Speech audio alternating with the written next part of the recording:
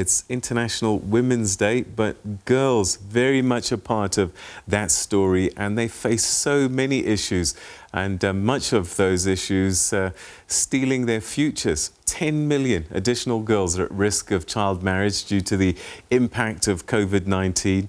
That's the warning from Unicef on International Women's Day. It says that progress must be significantly accelerated to deal with this scourge. Globally, an estimated 650 million girls and women alive today were married in childhood. Unicef says that about half of those marriages occurred in Bangladesh, Brazil, Ethiopia, India and Nigeria.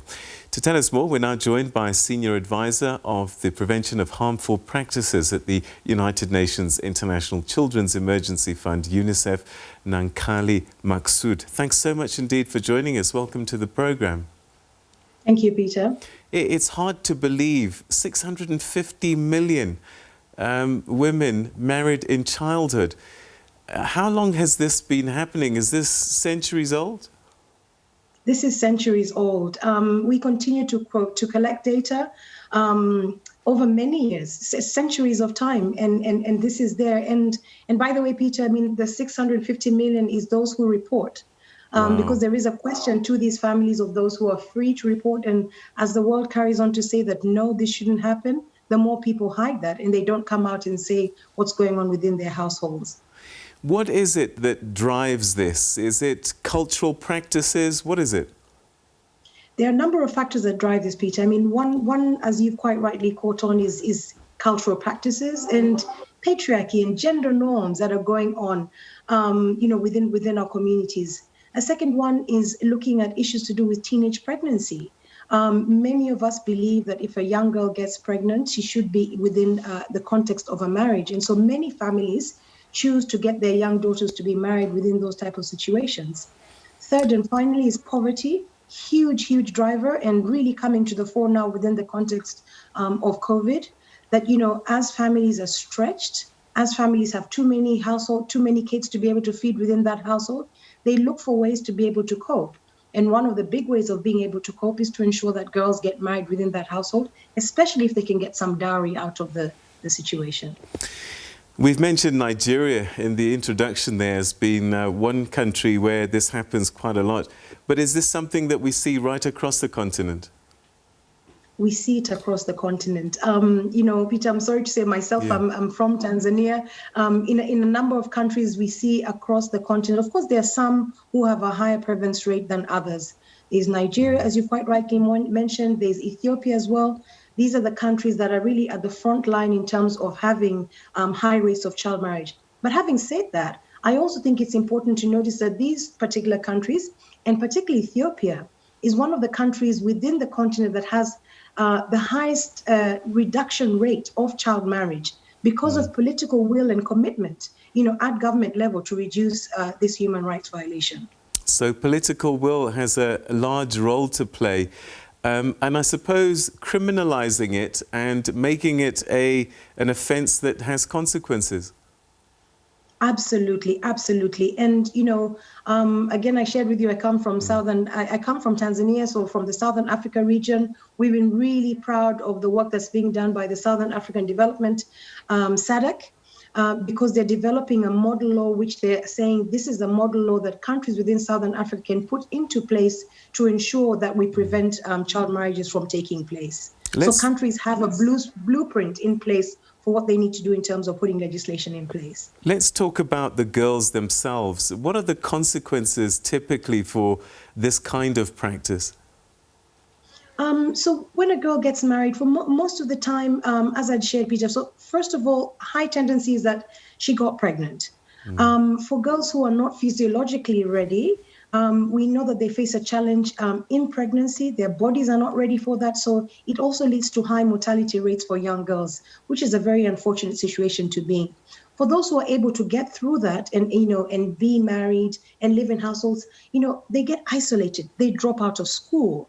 They're not managing to socialize, with other young people. They don't have a chance to be a child. They suddenly move from being, a child to being a wife.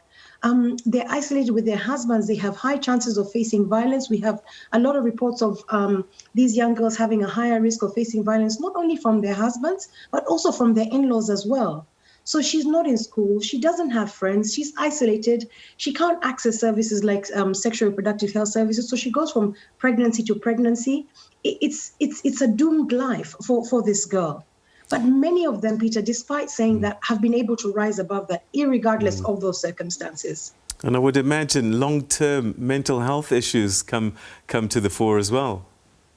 Absolutely, Peter. Thank you so much for raising that. And, we've seen that very much within the situation of COVID coming to the fore, the issues of mental health. But it's not just from COVID. Of course, that enhanced it even more because young people go to school to socialize, to link up with other young people, to engage, and to connect. And missing out from that connection means that they're left, they're alone. And if you're in a circumstance where you've become a wife, you're really secluded. And that can definitely impact on your mental health as well. All right, so childhood marriages, this is just one issue. There's so many things that our poor girls have to deal with. And if we are going to get serious about a gender equal future, one of the first things is access to education, isn't it? Absolutely, absolutely, Peter. I mean, I don't know if you saw a few days ago, we released data as UNICEF that 168 million children at risk of not going back into school. So majority, and I also saw just the clip that you just had of the UK where, children are starting to go back to school. For girls, Peter, it's particularly, alarming. We need to get girls back in school as quickly as possible. And the longer that they are out of school, the less the chance of them going back into school, because then they'll get into situations like child marriage. So the sooner we get them back, the better for everybody in general. All right. And again, patriarchy, a parent has money for one child, he'll send the son to school, and the girl child becomes a mom or whatever it is earlier than would have happened. Yeah, so recognizing the challenges that families are having to, and the choices they're having to make, what are we doing as a society, as governments, as civil society, to be able to support these households? South Africa is known within the African context for the large-scale cash transfer programs. These are the kind of options, identifying the economic impacts for these households and being able to help them to get away from that strain so that they don't take up these negative coping mechanisms. All right, we run out of time, but one issue that I really need us to talk about, because I think it's such a scourge on the continent, and that's a female genital mutilation. And this often happens at a young age to young women, and it affects them for the rest of their lives. Absolutely. Thank you so much for bringing that, Peter. That happens to be a part of my portfolio in many countries within the African context.